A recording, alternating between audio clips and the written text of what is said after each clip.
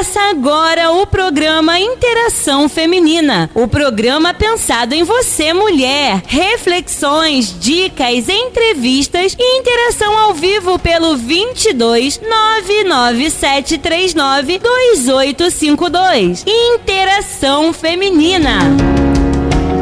A paz do Senhor, crente! Chegamos com mais um programa Interação Feminina, o programa pensado em você, mulher, mas o programa que toda a família pode participar, né? Óbvio, papai, mamãe, irmãos, titios, todos serão muito bem-vindos a participar com a gente do programa Interação Feminina. Eu sou a Michelle Oliveira e vou te fazer companhia juntamente com uma convidada muito especial. A Simone está aqui com a gente hoje e vai falar um pouquinho sobre um tema que já eu vou divulgar. E para a gente se organizar, fazer a introdução do nosso programa, eu quero lembrar que o programa Interação Feminina reprisa às 17 horas. Então você que se por algum motivo não puder prestar tanta atenção assim no nosso programa, às 17 horas tem a reprise. E além da reprise na rádio, né, nós temos o nosso canal do YouTube, que é o @Rádio Interativa FM 87,9. Só não pode esquecer de ativar o sininho, deixar o seu like e um comentário, né? Uma pergunta, talvez, que lá mesmo a gente responde. No nosso canal do YouTube você também vai encontrar outros programas que edificam a sua vida, como Conhecimento que Transforma, Altos Louvores e toda a programação completinha, ou seja, sua vida será edificada através da palavra de Deus. Convido vocês também a interagirem com a gente, mandando um alô, perguntando, deixando um recadinho através do nosso WhatsApp, o 22 997 39 2852. 22 997 39 2852.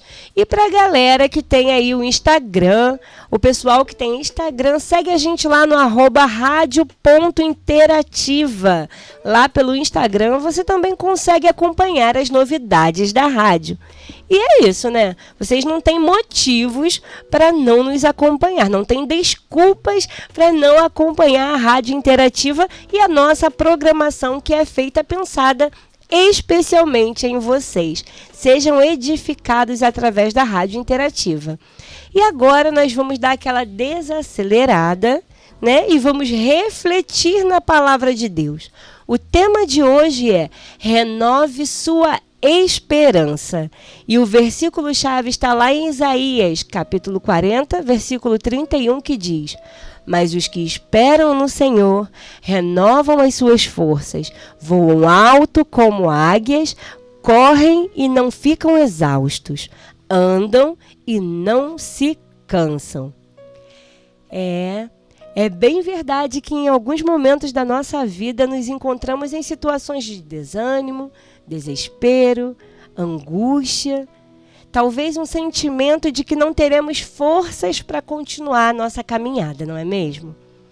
A vida, ela muitas vezes nos surpreende com a apresentação de alguns desafios. E muitas vezes esses desafios são inusitados. Nós olhamos, nos deparamos para ele e muitas vezes não enxergamos uma maneira de vencê-los. Como então ser fortes? Como então sermos resilientes mediante a esses desafios? Como é que não nos deixaremos nos abater? Comumente, esse sentimento de desânimo, ele pode chegar até nós. Comumente, um sentimento de desesperança também pode chegar até nós. Entretanto, a palavra de Deus nos ensina que quando nós depositamos a nossa esperança no Senhor, Ele renova e fortalece as nossas forças.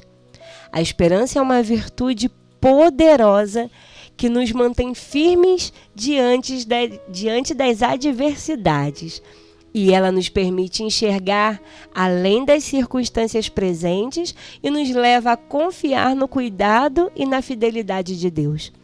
Quando nos deparamos com um desafio que pode talvez ser desesperador, nós precisamos manter a calma, estar em equilíbrio e entender que o Senhor tem o controle das nossas vidas.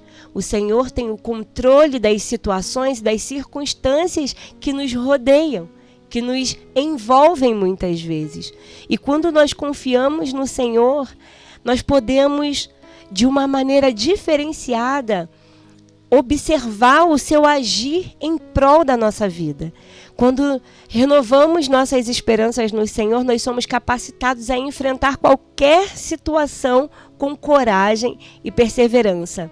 É como se as escamas do desespero caíssem dos nossos olhos e nós pudéssemos ver a potente mão de Deus sobre a nossa vida, operando de uma maneira sobrenatural, uma maneira que só o Senhor pode agir em nosso favor. Se nós nos entregarmos à desesperança, se nós nos entregarmos ao desespero e à aflição do dia a dia, ou de um desafio, nós estaremos inclusive anulando a nossa percepção daquilo que o Senhor pode fazer na nossa vida. E nós deixaremos de agir conforme o Senhor quer. Nós estaremos agindo de maneira contrária. O Senhor espera que nós confiemos de todo o coração no seu agir sobre nós. E para renovar a nossa esperança, nós precisamos reconhecer que as dificuldades não são maiores que o poder do nosso Deus. As nossas aflições são momentâneas. Assim como o povo precisou passar pelo deserto para ser amadurecido, para ser purificado de mente, transformado a mentalidade de toda uma nação, assim somos nós mediante as nossas aflições e desafios diários. Nós passamos por cada uma dessas situações para que nós sejamos moldados, para que a nossa mente seja transformada e renovada no poder de Deus através da sua palavra. Por isso é tão importante nós estarmos com a nossa leitura bíblica em dia, para que nós possamos compreender a maneira do agir de Deus. E ainda que não compreendamos o seu agir, nós possamos confiar no seu agir. Acontece que renovar a esperança não significa ignorar os problemas ou fingir que está tudo bem. Pelo contrário, nós renovamos a esperança através da percepção e do reconhecimento das dificuldades. Mas nós precisamos escolher confiar que Deus está no controle e que Ele tem um propósito maior que essa dificuldade que nós estamos enfrentando. É crer que mesmo quando não entendemos o porquê das situações, Ele está trabalhando todas as coisas para o nosso bem e para a sua própria glória. Ao renovarmos nossa esperança no Senhor, somos como águias que voam alto. Vocês sabiam que a águia é conhecida por sua força e habilidade por voar acima das tempestades? Assim nós precisamos ser. Nós precisamos nos inspirar, né, na criação de Deus. O Senhor, Ele não criou nada por acaso. Tudo tem um significado perante o Senhor. Então que nós sejamos como a águia, que ao olhar para a circunstância, ao olharmos para a tempestade, que nós possamos voar acima dela, com o entendimento, com a mentalidade de que nós temos um Deus que é por nós, um Deus que nos auxilia, um Deus que é conosco durante toda essa tormenta, toda essa tempestade. Do contrário, nós seremos como os discípulos que, enquanto estavam no barquinho, com uma tempestade, o Jesus dormindo lá, né, no barquinho, eles ficaram desesperados. Eles estavam com o próprio Jesus no barco e ainda assim temeram. E muitas vezes, ao lermos essa passagem, a gente se questiona, né? Nossa, Jesus estava lá dentro do barco e ainda assim os discípulos estavam temerosos. Mas nós também passamos por situações e mesmo sabendo que o Espírito Santo está em nós, nós também tememos. É normal temer. O que nós não podemos permitir é que o nosso medo seja maior que a nossa fé. O Senhor, Ele age nas nossas vidas, independente das circunstâncias. Então, que a nossa fé, que a nossa esperança seja maior que os nossos medos. Que a nossa fé e que a nossa esperança estejam depositados no Deus que é Criador de todas as coisas. Estejamos cientes que cada situação e cada circunstância é para a melhoria do templo, né? Que somos nós. Nós estamos sendo forjados, nós estamos sendo aperfeiçoados, amadurecidos, capacitados. Estamos subindo degraus, um por vez. Assim é que o Senhor faz na nossa vida. Ele nos melhora para a sua própria glória. E, além disso, renovar a esperança nos permite correr sem ficar exaustos. Como seria isso? Tendo a plena convicção de que, no final, o Senhor tem o controle das situações. Embora os nossos olhos humanos não estejam vendo saída, embora os nossos olhos humanos não estejam vendo uma melhoria das circunstâncias, nós precisamos confiar, assim como fazia o apóstolo Paulo. Mesmo aprisionado, mesmo passando por várias circunstâncias contrárias, né? Circunstâncias negativas, Paulo, ele instruía o povo a se alegrar. Agora imagina, será que nós temos essa ousadia em Deus?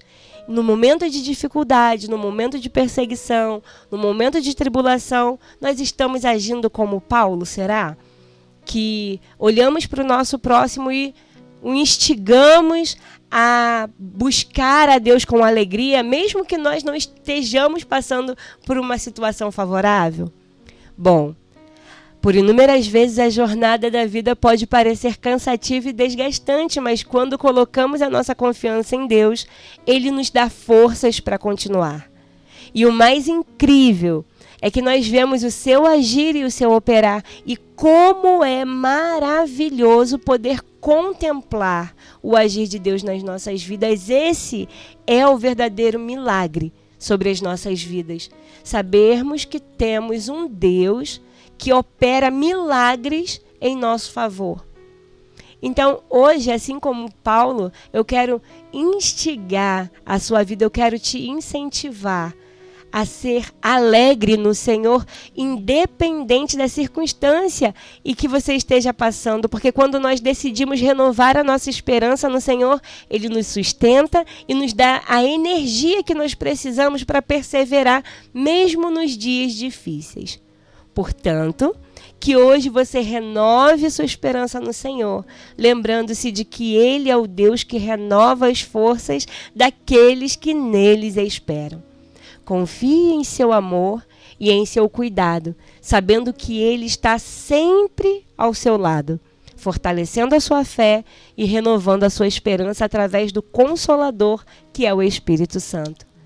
Voemos alto como as águias, corramos sem nos cansar e caminhemos sem desfalecer, pois o Senhor é fonte inesgotável de esperança e fortaleza. Amém? Vamos ficar agora com o louvor Pedras Vivas, o Teu Poder. Voltamos, agora é a hora da interação. Participa com a gente, deixa sua pergunta, deixa seu comentário, seu alô. A gente vai falar o seu nome aqui, que está participando junto com a gente, porque você faz parte da nossa família. E família é isso, né? Um falando com o outro, um conversando com o outro, fazendo perguntas. E assim nós vamos dando vida ao programa Interação Feminina. O nosso WhatsApp é o 22 997 39 2852. Deixa também o nosso recadinho lá no canal do YouTube, que é o Rádio Interativa FM 87,9. Interaja com a gente, porque hoje nós estamos aqui com a missionária Simone Fernandes. A Simone, que é a fundadora, junto do seu esposo Roberto, do CAF África. E o CAF Brasil Morro da Coca-Cola. O CAF África, que fica lá em Burkina Faso, e o CAF Brasil fica aqui no Morro da Coca-Cola, em Arraial do Cabo, no estado do Rio de Janeiro. Venham participar com a gente. Seja muito bem-vinda. Obrigada, Min. Obrigada a todos também. Marcelo, que está aí atrás dos bastidores, Daniel. E nós vamos falar um pouquinho para falar sobre um tema que é muito importante, muitas mulheres também, muitas pessoas, na verdade, né? Perguntam, questionam, mandam sugestões acerca desse programa que é Mulheres na Obra de Deus. É um programa onde todos podem participar, então deixa a sua pergunta também. Você que é homem, não fique constrangido, participe com a gente, não fique tímido. Deixe sua pergunta, deixe a sua compreensão, a sua visão acerca do que nós iremos conversar aqui. E para a gente aproveitar ao máximo, já vamos começar o nosso bate-papo com a Simone. Conta um pouquinho, Si, para a gente sobre a sua experiência inicial na obra de Deus. Bom dia a todos novamente, né? Muito legal estar aqui na rádio. A gente chegou aqui no Brasil não faz um mês.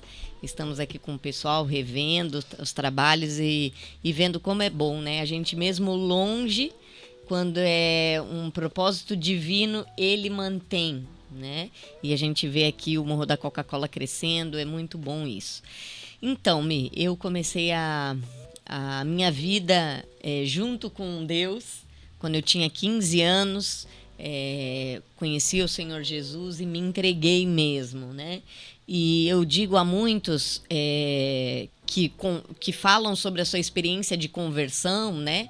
É muito bom você dar um testemunho de como você se converteu, né? Isso edifica. Mas a minha vida é marcada pelo meu testemunho de como Deus me converteu para a sua obra, que é uma outra fase da vida do cristão, né? Sim. Você entender que você é filho, você é amado, que Deus pagou o preço na cruz por você, e assumir isso na sua vida é algo tremendo, transformador, é aquilo que te leva para a eternidade. Mas você entender que nesse poderio de Deus, na onipotência dele, ele conta com você para fazer a sua obra. Isso é algo ao mesmo tempo assustador, porque fala, meu Deus, quem sou eu para ser um apoiador, né? Mas ao mesmo tempo nos dá uma alegria tão grande de poder cooperar, né? E eu acho que a gente quis trazer esse tema hoje, né? Mulheres na obra de Deus, porque infelizmente depois do pecado tudo se deturpou, né, Mi? Sim. E a gente acaba vendo que a mulher acaba sendo sempre um ser humano, uma mulher de Deus, filha de Deus, mas olhando sempre com um olhar assim, não, mas é o homem por primeiro, né? E a gente está nesse mundo de machistas contra feministas, e nós, na Igreja de Cristo, não tem nem machista nem feminista, não tem a exaltação de nenhum gênero, sim, né? Sim. Em 1 Coríntios fala que nós somos cooperadores de Deus. E quando o apóstolo Paulo fala isso, ele fala para toda a igreja, geral, né? Por isso, homens que estão escutando, também essa palavra é para você. Mas claro que nós, do gênero feminino, né, nós temos características colocadas por Deus que tomam a sua atenção, né? E papéis na obra de Deus que não são papéis que não são protagonistas, são papéis de protagonistas dentro daquilo que Deus designou, né? E eu me entendi assim. Com 16 anos, Deus me chamou para missões. E eu entendi que não ia ser fácil, mas que eu ia até o fim, né? E até o pessoal pergunta hoje, não é fácil, né, irmã? Muitas, quando a gente sai da igreja, depois que a gente conta testemunho, a maior fala das pessoas é isso, irmã, não é fácil, né? E no meu coração eu falo, Jesus, como que eu vou mostrar para essa pessoa, o que eu vou responder para ela? Fala assim, querida, é mais fácil talvez do que o teu papel. Porque quando você aceita o teu lugar na obra de Deus, dificuldade você vai ter em todo lugar do mundo, sim, né? Mas se torna leve. Então as pessoas, elas têm razão de dizer que é difícil, Assim como muitos lugares do mundo, assim como ali no Rio de Janeiro, assim como Joinville, a minha cidade, que é lindo, é maravilhoso, mas tem as suas dificuldades, Sim. né? Muitas como mãe é difícil, outras como esposa é difícil. Cada um tem o seu nível de dificuldade, aonde está exercendo o seu ministério, né? No lugar, enfim, mas não é o lugar que traz a dificuldade em si, né? E a gente tem que desmistificar um pouco, né? Não tem um ministério que é maior que o outro, um desafio. Deus vai dar de acordo com a estrutura e propósito, e ele vai cumprindo isso, né? Independente se você é homem ou mulher. Mas como a gente está falando aqui de mulher, a gente vai trazer hoje um pouco, trazendo essa visão, né? Uma visão das mulheres na Bíblia, uma visão das mulheres na África, para trazer essa inspiração também, né? Sim. Que eu olho e eu me apaixono e eu falo, Mia, a gente vai ter que falar das mulheres africanas, né, aqui, né? Até para nos inspirar, né? Exatamente. Porque a gente estava conversando aqui nos bastidores, é uma realidade que, ao meu ver, é inspiradora. Porque muito se perdeu aqui no Brasil o contexto feminino, né, bíblico, né? Sim. E muito está sendo posto para a sociedade de uma maneira desvalorizada, como a gente estava falando também, né? A mulher, ela perdeu a função de zelosa para sair, e como se isso fosse mais que, né? E eu acho assim, tão perigoso isso nos dois sentidos. Primeiro porque hoje a gente vê aquele discurso de vários ministérios, né? Quando a gente diz ministério, são denominações, né? Sim. Trazendo um exagero, como se o ministério feminino fosse ser a dona de casa, a mãe dos seus filhos, Sim. a esposa do seu lar, que esse é o primeiro ministério, que esse é a família, a minha casa é o meu primeiro ministério, que é antibíblico. No sentido de ministério. Sim. Uma coisa é você ser mãe zelosa, que você vai ter que ser independente do seu ministério. Né? Isso que a gente tem que entender, né? Me é uma confusão. As pessoas, para resgatar esse valor da mulher, para resgatar o posicionamento da mulher dentro da família, eles colocaram isso como um ministério. É porque a gente até conversa sobre isso nas escolas bíblicas que a gente participa. A nomenclatura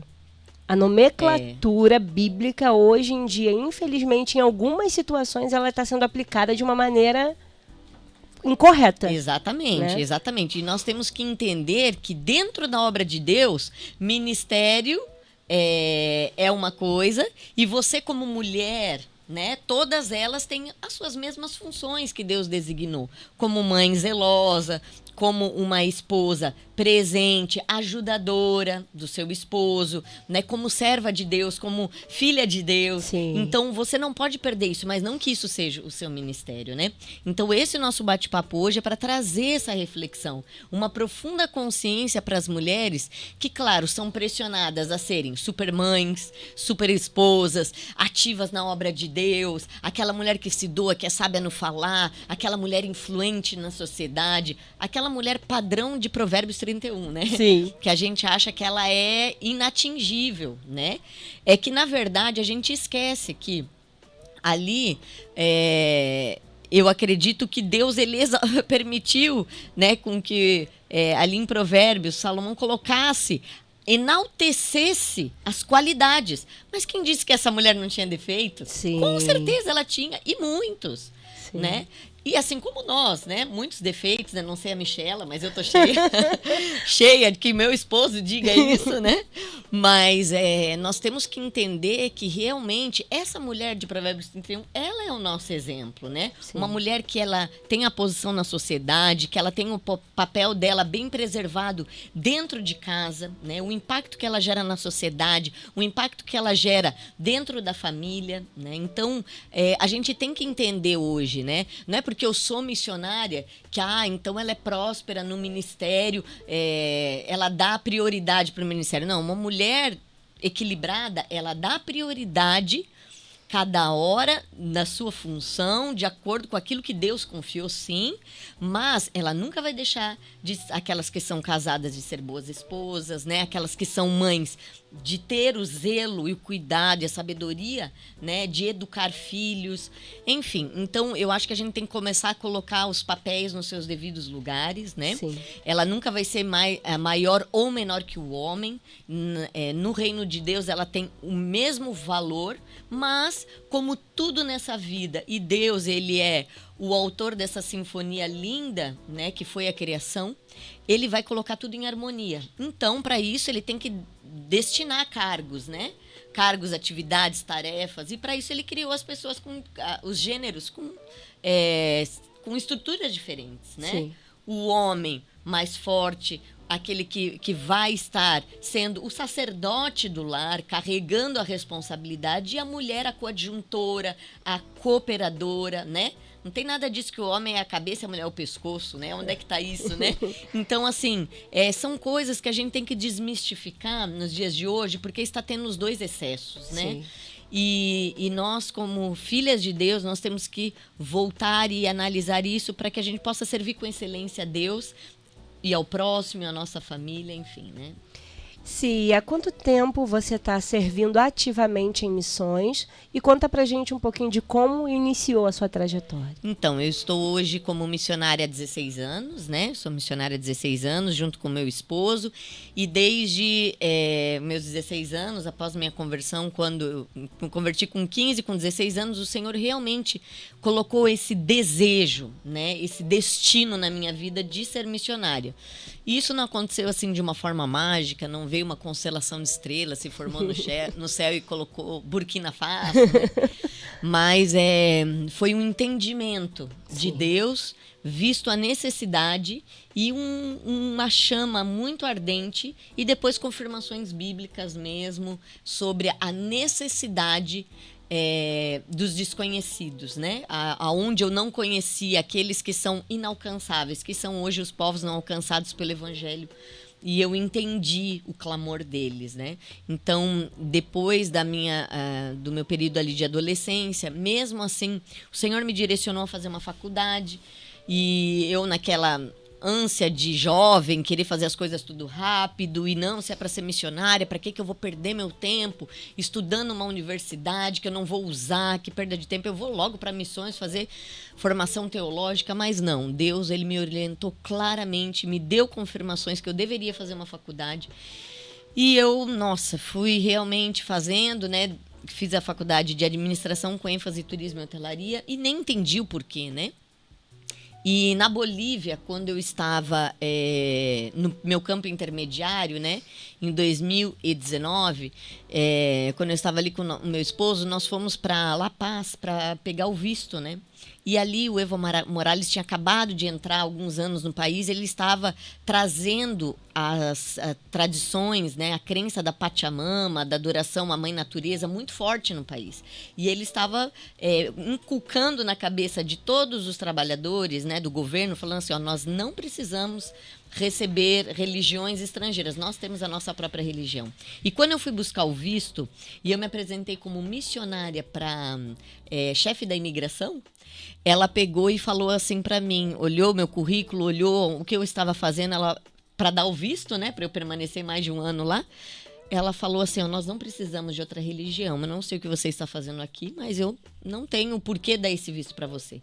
E ali, naquele momento, o Senhor me encheu de autoridade, e eu falei assim, olha, com todo respeito, a senhora tem o poder de dar o visto. E se a senhora der esse visto para mim, ou não tem problema. Eu volto para o meu país e vou trabalhar naquilo que eu tenho feito com excelência no Brasil, que também tem muita necessidade. Mas eu estou como administradora de uma creche aqui com 80 crianças em vulnerabilidade social, que não tem dinheiro para pagar administrador nenhum, que não tem dinheiro, às vezes, para pagar comida, mas nós trazemos os parceiros de fora. Então, se a senhora quer terminar com esse trabalho, então fique a senhora com o peso da responsabilidade dessas 80 crianças. Ela, não, veja bem, eu não sabia que você era administradora.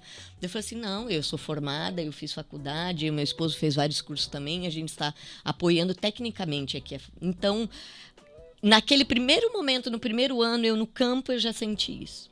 e vários outros momentos também. E acho que eu tenho uma vida de testemunhos dentro de chefe de embaixada, de imigração, que morando hoje, né, num contexto muçulmano, né, de maioria, 60% em Burkina Faso é muçulmana, quase todos os órgãos públicos têm homens, né? Desde do mais simples até o mais elevado. Por quê? Em Burkina Faso não é valorizada a escolarização para mulheres, né?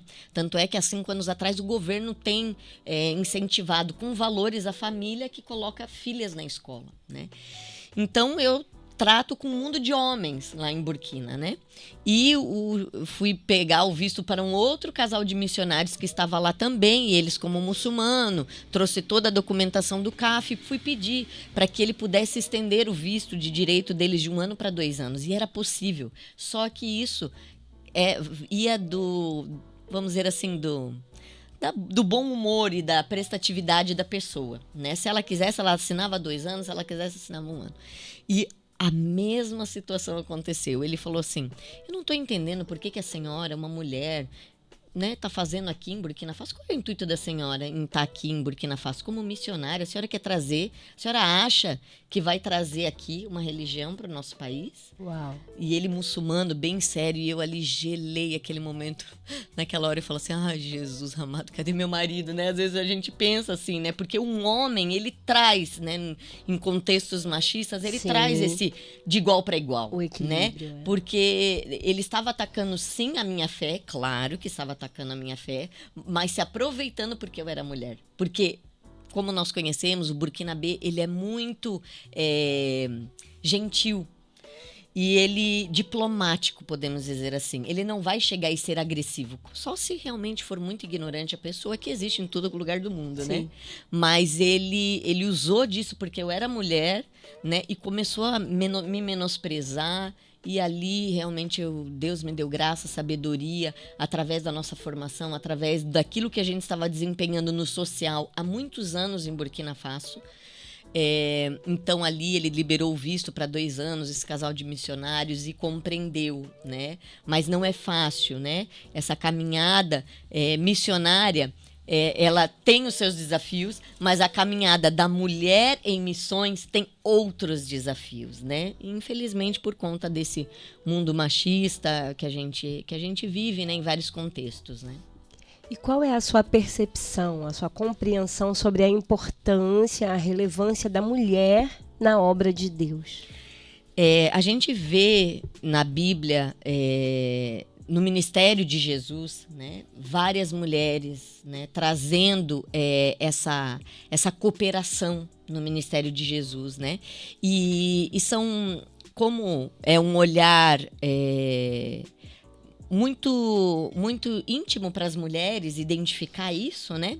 Às vezes não é falado, às vezes não é pregado, né? Não é dado essa ênfase, mas são leituras e que o Senhor, ele fez questão, eu creio, de colocar na Bíblia para que a gente possa ter essa percepção da importância das mulheres no ministério de Jesus.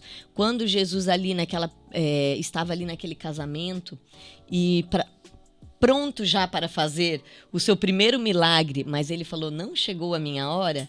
Maria, ela influencia todos os outros servos e fala assim: ó, olha vocês aqui, ó, escutem tudo aquilo que esse homem vai falar. Essa mulher, ela tinha influência, senão ninguém nem iria correr atrás dela, senão ninguém iria escutá-la, né? Eram mulheres que tinham influência, eram mulheres que, independente de títulos, cargos, se eram uma sociedade machista ou não, elas desenvolviam e desempenhavam um papel protagonista na obra de Deus, cada um no seu contexto. E é isso que a gente precisa observar. Por que não tinha uma mulher dentro dos discípulos? Havia-se mulheres discípulas de Cristo que seguiam eles o ministério inteiro. Mas por que hoje em dia se busca tantos títulos, né?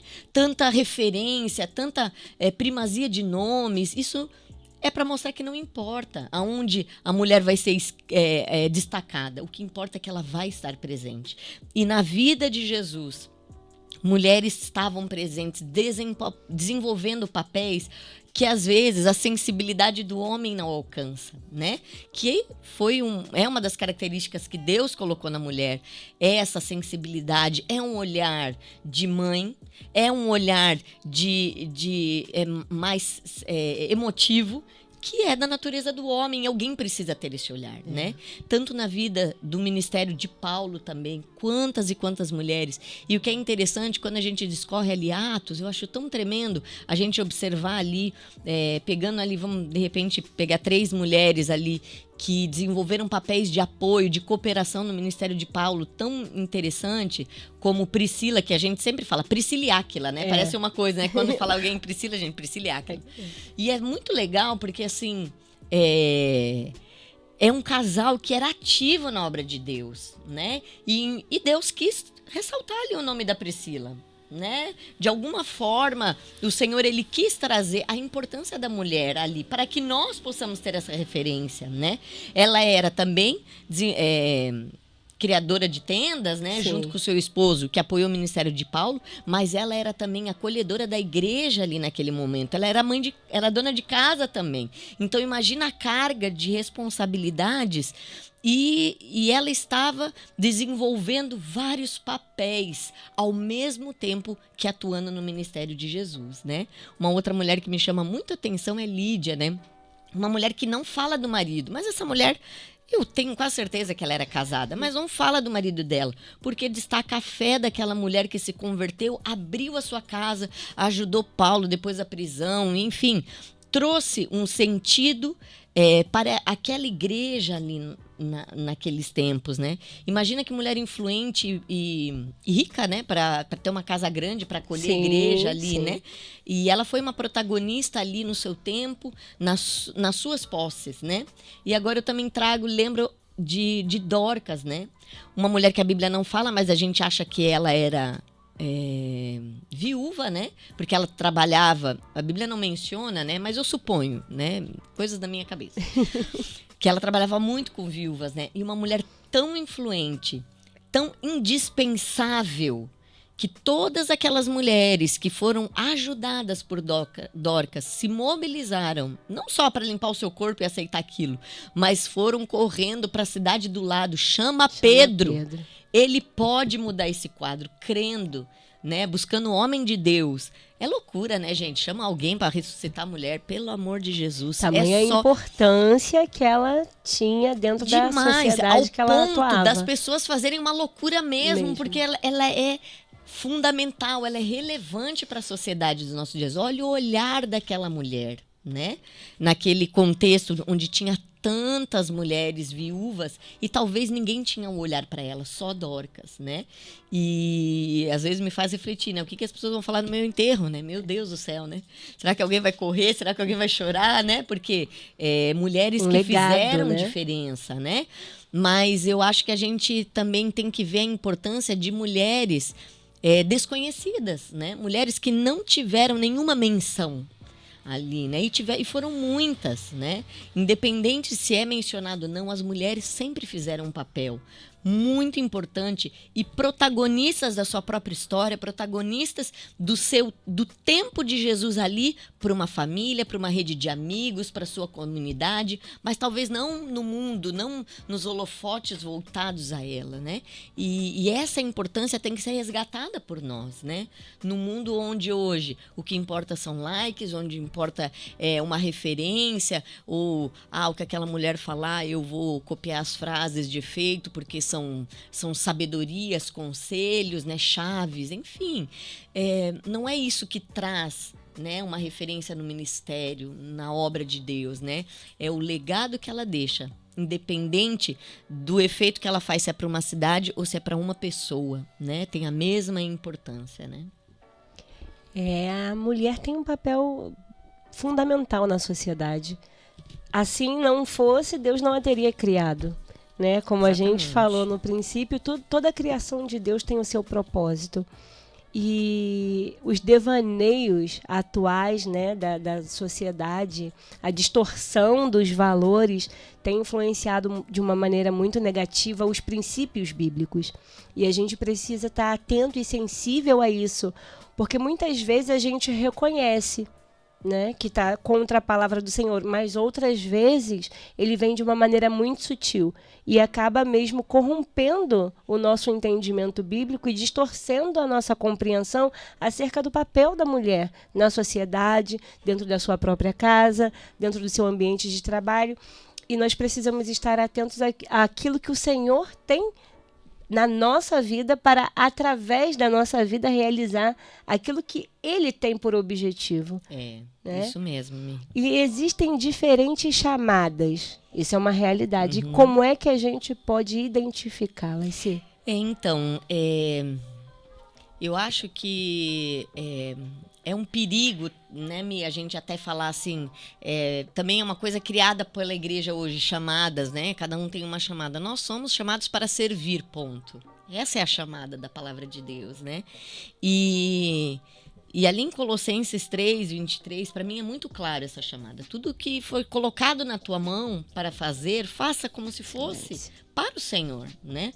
Às vezes o Senhor, ele vai ter algo específico, como teve para mim, para sair do meu país, para servir a Jesus com aquilo que Ele colocar na minha mão, numa nação que tem a sua maioria pessoas que não têm essa revelação de Cristo Jesus, né? Mas eu entendo que o chamado para a igreja, para a mulher, é o serviço na obra de Deus, né? E ela vai se descobrindo, porque se Deus dotou cada mulher com um talento, uma aptidão diferente, ela tem que primeiro se enxergar e entender, Senhor, né?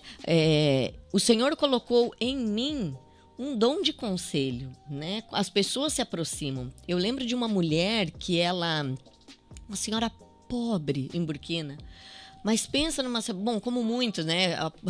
É engraçado, porque se alguém vai lá para Burkina, todo mundo fala, meu Deus, mas todo mundo é pobre. Não, mas quando a gente entende, tá já imerso na cultura, a gente consegue diferenciar os níveis, né? Sim. Uma pessoa pobre, ela tinha muitas dificuldades. Tinha muitos filhos em casa, um marido alcoólatra, numa cultura de cultivadores, onde a força do homem é muito importante no cultivo e ele não contribuía, né? Eram os filhos e ela passava muitas dificuldades. Mas a casa dela vivia cheia de crianças. Sempre com criança. E essa mulher, ela dividia o prato de comida com... Prato não, é bacia de comida, né? Porque todo mundo come na mesma bacia. Ela dividia, eu falava, meu Deus do céu, como é que a senhora dá conta? Elas vêm, as crianças vêm, eu não posso expulsar elas dentro de casa. Eu falei assim, às vezes, eu que tenho ministério para crianças, às vezes as criançadas aqui no morro, e fico, e falo, estão lá 20 às vezes lá na sala, eu falo, meu Deus, vão embora, que vocês hoje já tiraram minha paciência. Né? Acabou o expediente, acabou a comida, porque já comeram tudo agora, não tem mais nada para oferecer. Ela não, ela ficava lá, as crianças vinham, não era por causa da comida que ela dava, porque às vezes não tinha mesmo o que comer. E ela falava, olha, eu já não tenho nada para oferecer para vocês. Mas elas ficavam ali. E era uma senhora que não tinha um brinquedo, não tinha nada. Mas é porque ela sentava, ela ouvia aquelas crianças, ela trazia aquele ouvido de acolhimento de mãe para aquelas crianças, né? Que elas não tinham dentro de casa. E é muito lindo, né? E eu falei para ela assim, olha, a gente está implantando agora, né, a escola dominical. Eu queria que a senhora viesse dar aula. Não. Eu não posso, eu não tenho dom para isso, eu não sei ler e escrever. Eu falei assim, a senhora não precisa. Eu vou orientar a senhora vai. E ela foi durante muitos anos ali, junto com a sua filha, que depois a filha dela veio morar no projeto para ser uma mãe social, que também tinha um ministério, acho que influência da mãe, né? Sim. De cuidado com crianças, ela veio. E ela, durante muitos anos, ela deu uma escola dominical, ficava cuidando das crianças, daquele jeitinho dela. Não tinha um visual, não tinha um filme para passar, não tinha nada. Ela sentava e ela falava, olha, eu escutei falar que tem uma história da Bíblia, e de um jeito muito simples. As crianças ficavam atentas. E quando eu falo as crianças, são assim, 60 crianças, de idade de 3 anos a 15. Numa faixa etária, elas ficavam atentas. Então, assim... A mulher, ela precisa entender que ela tem que servir naquilo que o Senhor colocou de acordo com os dons, capacidades que ela tem. Não precisa buscar confirmação de chamado. Eu tenho chamado missionário, eu tenho chamado para apóstolo, eu tenho chamado... Isso acontece naturalmente, mas você precisa buscar. Isso que é importante, né? Porque você se esconder atrás, não, eu tenho muita responsabilidade na família, eu tenho muita responsabilidade no meu trabalho. Isso não isenta você de ter a sua responsabilidade Sim. devida no reino de Deus. Sim. Né? As mulheres têm que entender isso. Né? Você tem que designar um tempo para que você possa desempenhar aquilo que Deus confiou na tua vida. E eu creio que isso precisa ser desperto, né? Todos têm um papel e um lugar no reino de Deus. Você não nasceu só para ser mãe. Você não nasceu só para ser esposa, só para ser dona de casa. Você nasceu para ser cooperadora de Deus na obra que Ele tem. Que seja no seu bairro, na comunidade onde você vive, na sua igreja, na sua família. Mas tem algo dentro de você que você precisa buscar isso para concretizar. Nós falamos um pouquinho sobre os desafios, né? Você citou, né, alguns desafios por ser mulher. E a gente sabe que existe uma diferença, né, da atuação de um missionário sendo homem, né, se comparado a uma mulher atuando. Mas você pode falar um pouquinho mais sobre isso para a gente? O que seria mais desafiador para uma mulher atuante? Depende do contexto onde ela está, mas geralmente as mulheres missionárias transculturais, elas estão em países onde a maioria ou são muçulmanos, né? Ou são hinduístas, porque geralmente a igreja envia para esses lugares onde não há presença cristã, né? Claro, aquelas que estão na Europa, né, tem outros desafios, mas também é uma cultura, às vezes, machista também um pouco, né? Enfim, então, eu acho que a mulher sempre vai ter essa barreira, né? Porque o diabo deturpou. Então, a gente tem que entender o nosso lugar em Cristo, a nossa identidade, tem que se posicionar e tem que alcançar os espaços com respeito, não brigando. A gente não precisa fazer manifestações, placas, pedindo os nossos direitos, né? Como missionárias, como mães, mas nós temos que fazer isso no nosso dia a dia, né?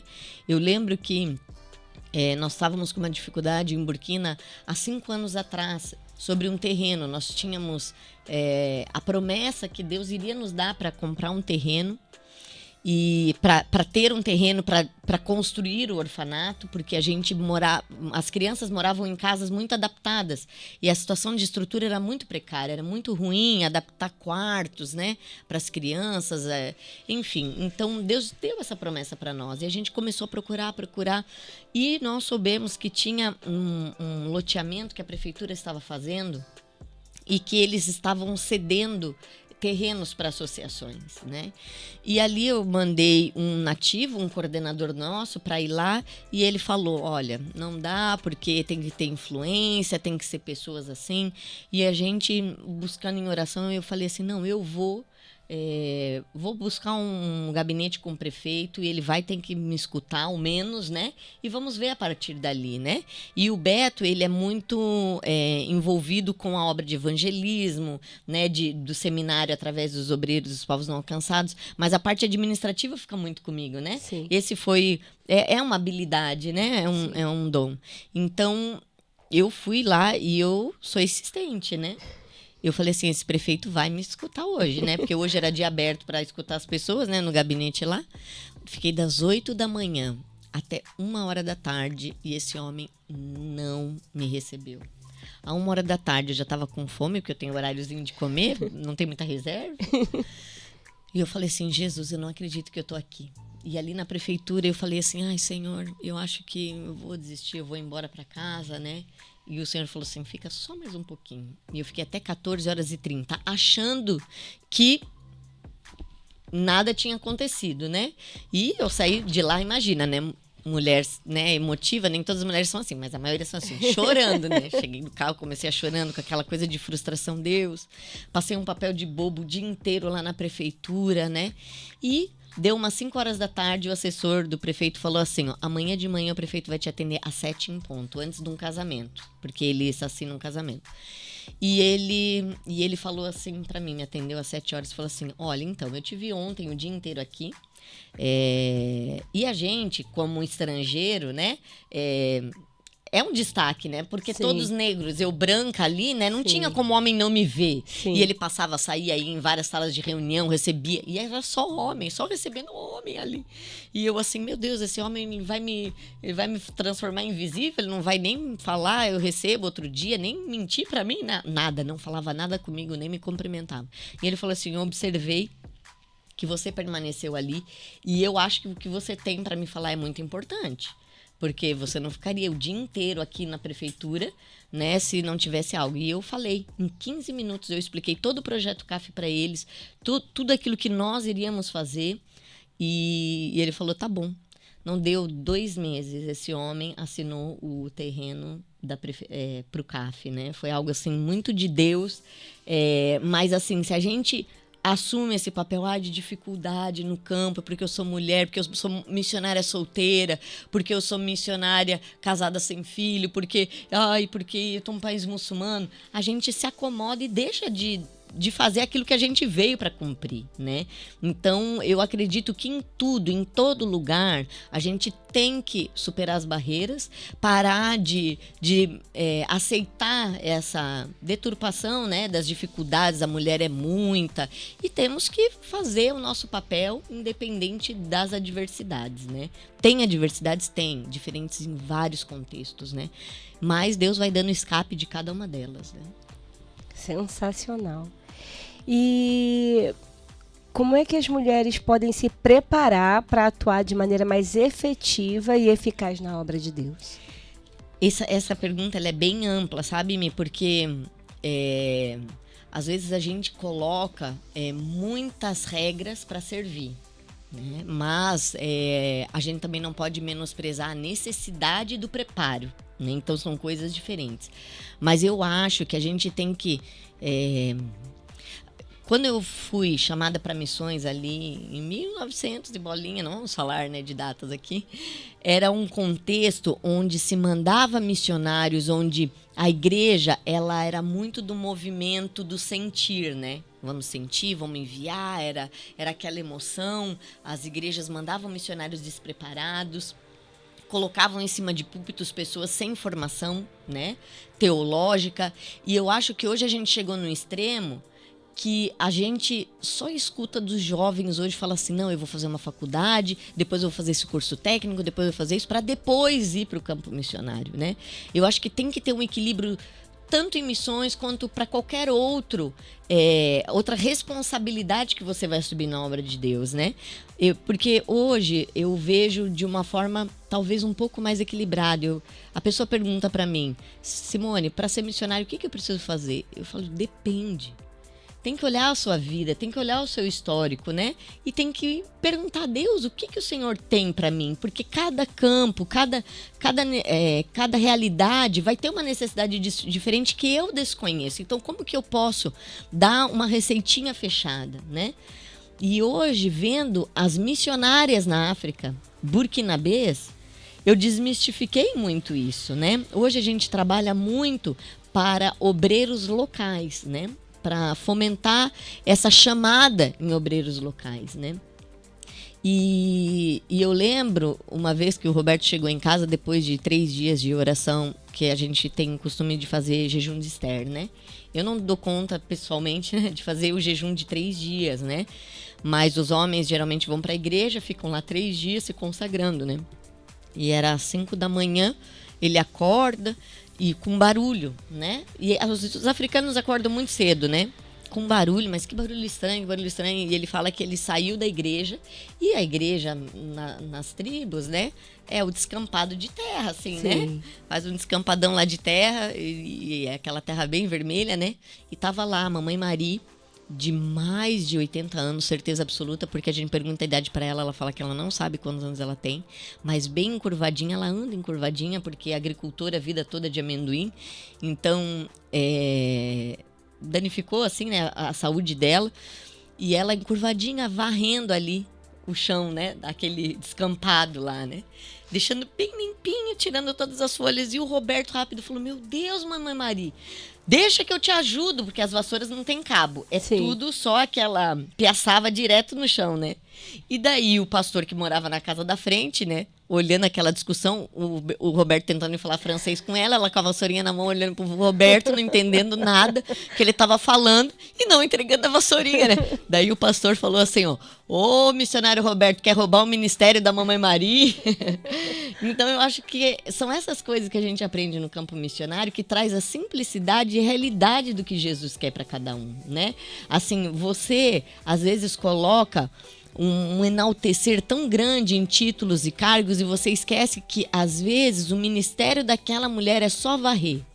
Mas se ninguém faz isso, a casa de Deus vira uma bagunça. É verdade. Né? Eu lembro também de uma senhora, a mamãe Anne. Na verdade, elas, quando se convertem, elas recebem um nome cristão, porque a maioria são nomes dados...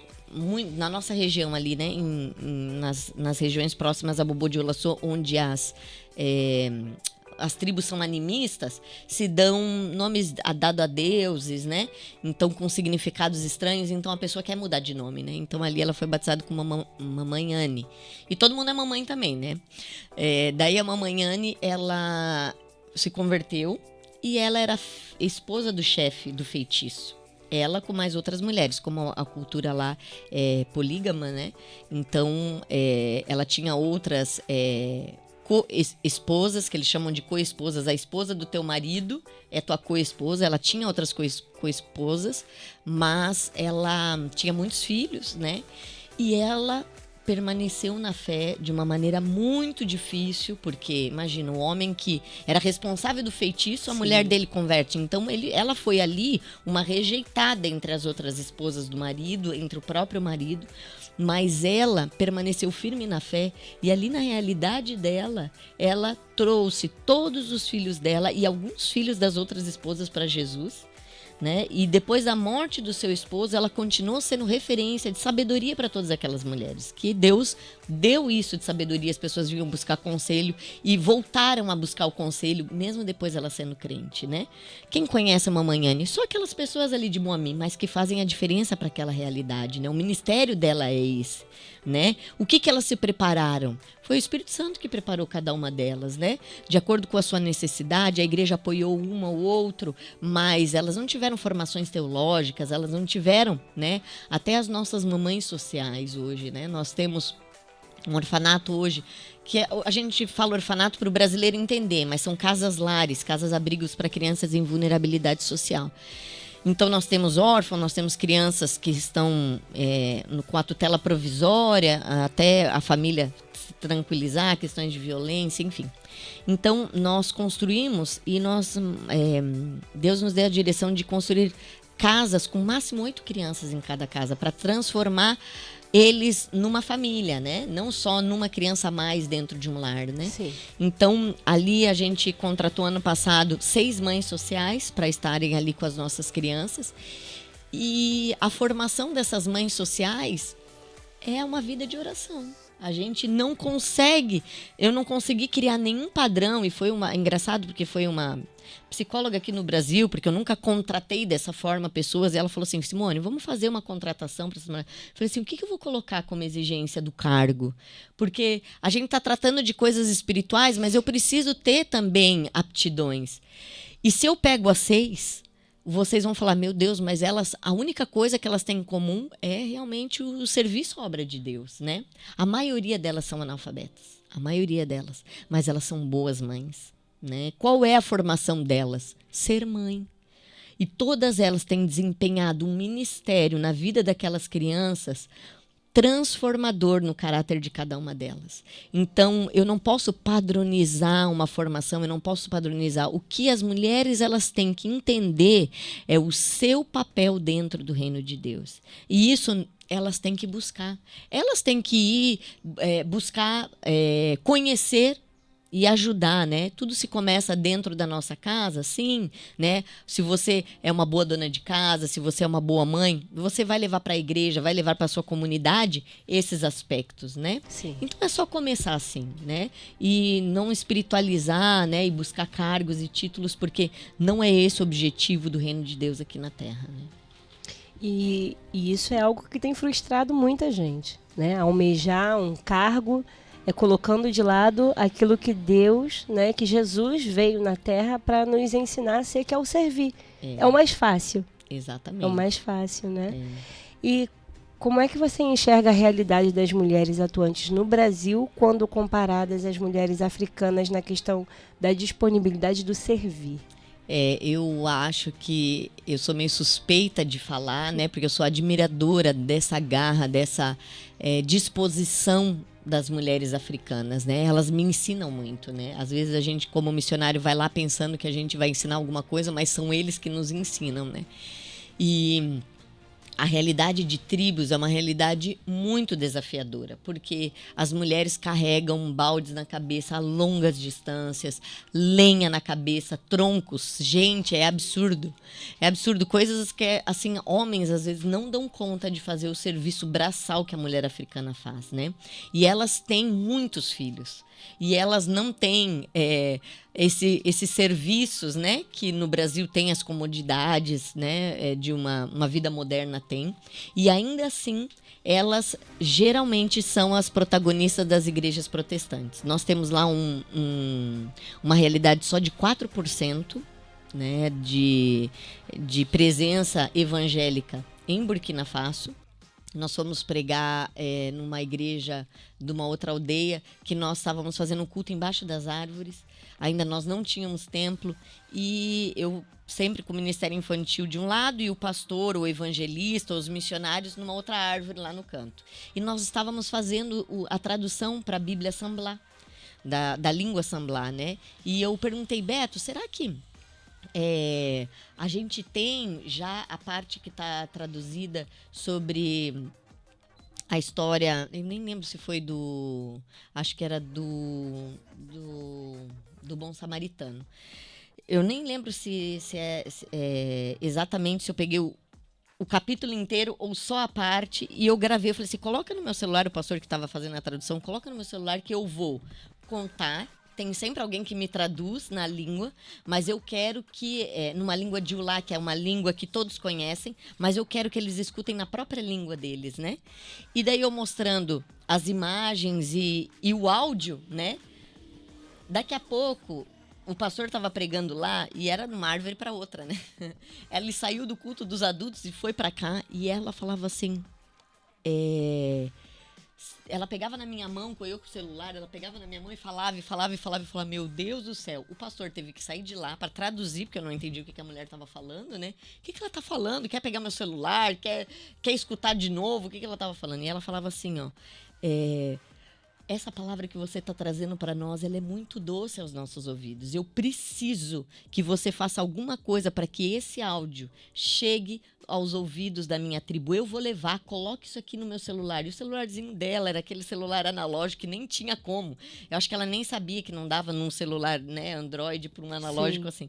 E eu achei assim, realmente uma expressão de um chamado missionário ali, né, dessa mulher, né? E às vezes a gente precisa de estruturas, ferramentas, e essas mulheres nos ensinam, né, que mesmo com tanta carga de trabalho, elas têm um olhar para proclamar as boas novas, para fazer o bem, para exercer o que nós dizemos de ministério, mas que para elas é ser servas de Deus, simplesmente assim, né? E é inspirador, né? Nos dá um vigor a mais, né? Para servir, olhar para um povo, né? Que em meio à humanidade, aos olhos naturais, né? São tão debilitados, são tão fragilizados, e ainda assim, muitas vezes, nos constrange até. Sim, nos constrange, porque às vezes a gente olha para estruturas, a gente olha para capacitações, e às vezes aquele que não tem estrutura, ele é mais equipado que nós no conteúdo. Aquele que é mais fragilizado, talvez por um corpo que não tem os nutrientes que a gente tem, não tem, às vezes, aparentemente, né, a estrutura que a gente tem, mas ela é mais forte do que nós, né? Nós temos alguns participantes aqui, né? O Vitor Miranda tá Tá dizendo assim, ó, é um privilégio trabalhar com a Simone, Roberto e ver o quanto Deus os usa. E a Elaine tá mandando um bom dia pra gente, um alô. E ela diz assim, é maravilhoso saber que as mulheres foram as primeiras pregadoras das boas novas. Ao saber que Jesus havia ressuscitado, receberam a missão de anunciar que Jesus havia ressuscitado. Exatamente. Então, nos nossos dias, nós precisamos nos inspirar nessas mulheres. A gente, às vezes, busca tanta coisa, né? Muitas vezes a gente olha ao nosso redor e talvez busca um holofote, um reconhecimento, quando na verdade não é essa a intenção do coração de Jesus. Não era isso que Jesus queria passar para a gente. E quando eu olho para esse povo de Burkina Faso e vejo na simplicidade um entendimento real do Evangelho, eu não tenho outra palavra a dizer que a gente ainda tem muito que evoluir. Muito, muito. E eu acredito que essa descomplicação no serviço, as mulheres brasileiras deixaram um pouco, né? É difícil generalizar, é difícil, mas eu acho que a gente, nesses tempos, a gente tem que ser reflexiva, porque muitas coisas são impostas, né, para nós, para as mulheres, e através de estruturas, através de líderes, através de discursos, né? E a gente assimila aquilo e não tem esse olhar analítico para aquilo que nós estamos fazendo, né? Enquanto a gente está analisando, enquanto a gente está pensando o que eu vou fazer, como que eu vou chegar, tem mulheres fazendo, simplesmente fazendo e glorificando o nome de Deus. Se você quer deixar alguma mensagem, alguma reflexão. Eu quero motivar mulheres, né? Nessa manhã eu quero realmente desafiar mulheres a assumirem esse papel de serva do reino de Deus, independente qual é o seu cargo, o seu título, a sua posição, independente de quais são as suas aptidões. E se você é casada, solteira, tudo aquilo que possa fazer você limitar a ação de Deus na sua vida, que você encontre esse lugar no reino de Deus, um lugar onde você vai ser simplesmente uma serva e vai gerar frutos para a eternidade. É isso. Que o nosso coração seja um coração disponível para a obra do Senhor. Que o nosso coração seja um coração disposto a servir. A gente vai ficando por aqui. O programa foi maravilhoso, espero que vocês tenham aproveitado esse momento de aprendizado, esse momento de reflexão, esse momento de alavancagem do Senhor para a nossa vida, para o nosso ministério, mas não para a nomenclatura ministério, para o ato de servirmos com alegria, sem peso, porque o Senhor ele não coloca sobre nós peso, pelo contrário. Que você identifique no Senhor as suas aptidões para que sejam todas elas usadas para a glória do nome do Senhor. A gente se vê na próxima segunda-feira. Até lá. Até lá.